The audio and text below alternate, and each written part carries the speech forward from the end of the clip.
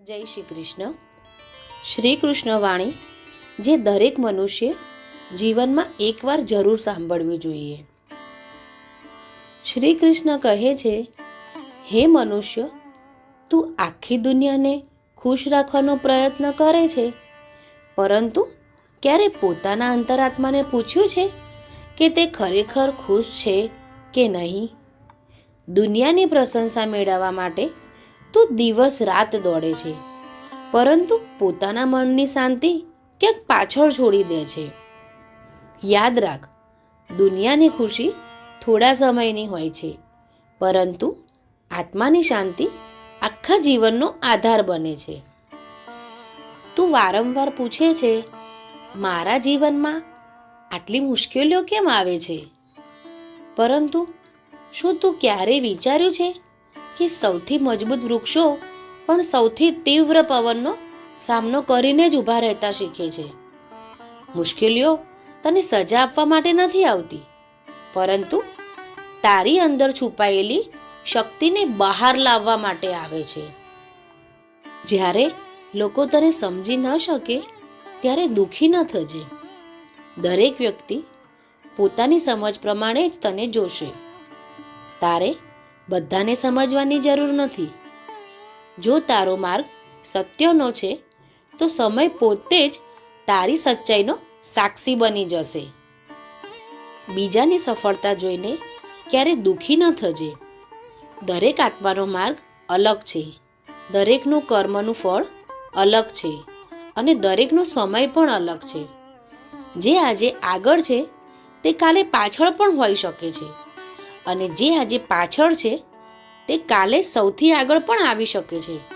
તેથી તારી નજર બીજાના ભાગ્ય પર નહીં, પરંતુ તારા કર્મ પર રાખ.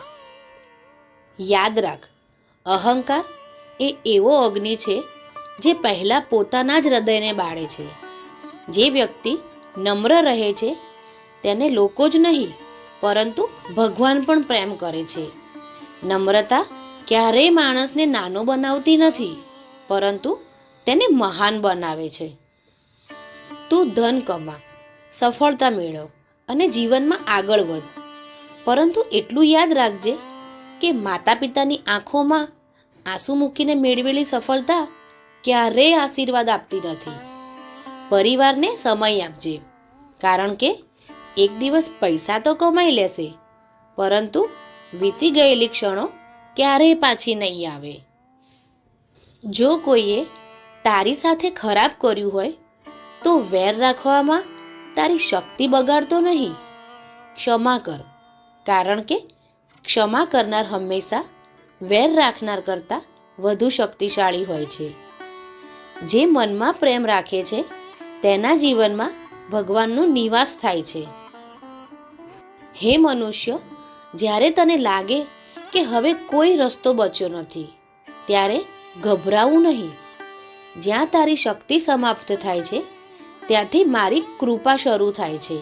વિશ્વાસ રાખ, દરેક અંધારી રાત પછી સૂર્યોદય નિશ્ચિત છે.